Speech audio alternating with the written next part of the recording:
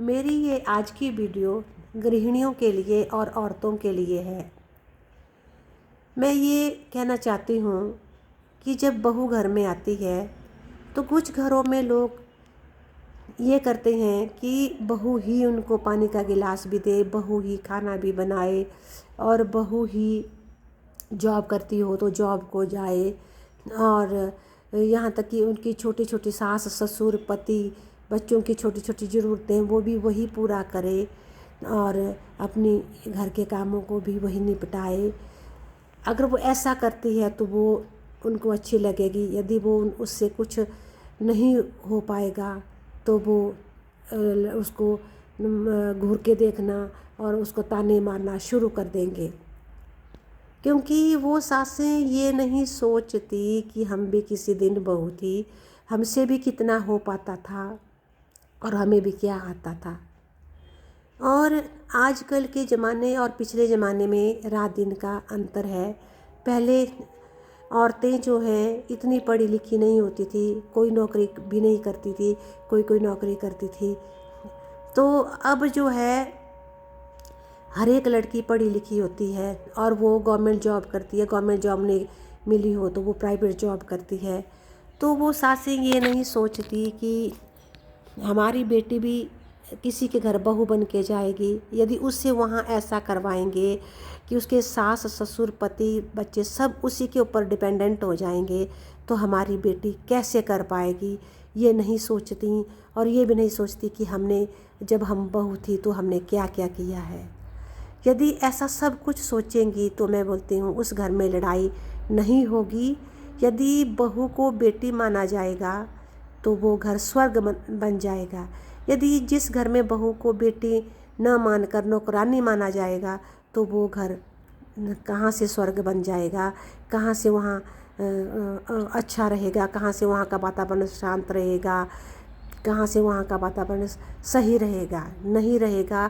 क्योंकि अकेला चना बाढ़ नहीं फोड़ सकता, एक अनार 100 बीमार, ये कभी भी सार्थक नहीं हो सकता।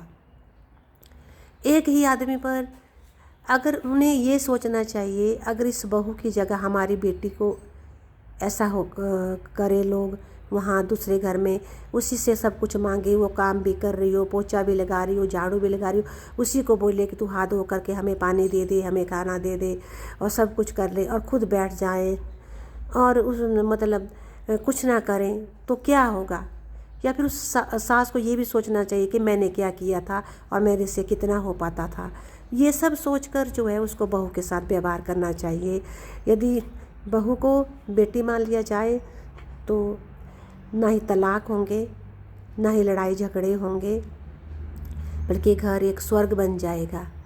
तो हमें घर को स्वर्ग बनाना है और इसका संबंध जो है हमारे स्वास्थ्य से भी होता है।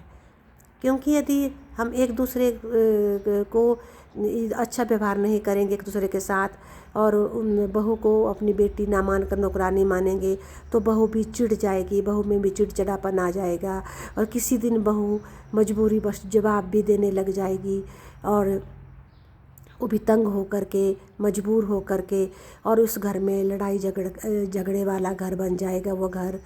तो ये सब हमारे हाथ में है और इसका संबंध सभी के स्वास्थ्य पर जाता है।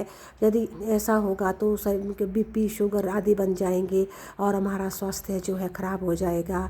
तो क्या फ़ायदा। यदि अगर आपने बहू पर दया नहीं करनी है तो कम से कम अपने स्वास्थ्य पर ध्यान रखते हुए तो उस पर दया करो कि हमारा स्वास्थ्य भी ठीक रहे और इसका भी ठीक रहे। क्योंकि जैसी जान हम में है वैसी इसमें है, जैसी जान इसमें हम में है और वैसी हमारी बेटी में है वैसी इसमें भी है। तो ये सब सोचना चाहिए हमें और ये सब करना चाहिए तो ये हमारा घर स्वर्ग बन जाएगा। कभी मजबूरी बस बहू आराम करने के लिए सो भी गई हो तो उसे मत उठाओ, उसे आराम करने दो, वो भी एक आदमी है, उसमें भी उसके बारे में भी सोचो। तो सास ससुर और पति जो है बच्चे स्वयं भी ये पानी का गिलास ले सकते हैं, स्वयं भी खाना गर्म करके ले सकते हैं, सब कुछ कर सकते हैं। यदि मिल बांट के सभी जैसे पहले बहू के आने से पहले करते थे, अपनी बेटी बच्चों के साथ माँ बाप करते थे, अगर वैसा ही करने लग जाएं तो वो घर न जाने स्वर्ग या जन्नत बन जाए। तो हमें ये सब कुछ सोचना चाहिए और ये सब कुछ करना चाहिए, जिससे हमारा स्वास्थ्य भी ठीक रहेगा और घर भी स्वर्ग बन जाएगा। और सारे लोग भी घर का उदाहरण देंगे कि इस घर में देखो कैसे रहते हैं, सास कैसे रहती है, बहू कैसे रहती है। और बहू भी, यहाँ तक कि बहू अपने मायके तक जाना पसंद नहीं करेगी यदि उसके साथ ऐसा अच्छा व्यवहार किया जाएगा, उसको अपनी तरह समझा जाएगा। तो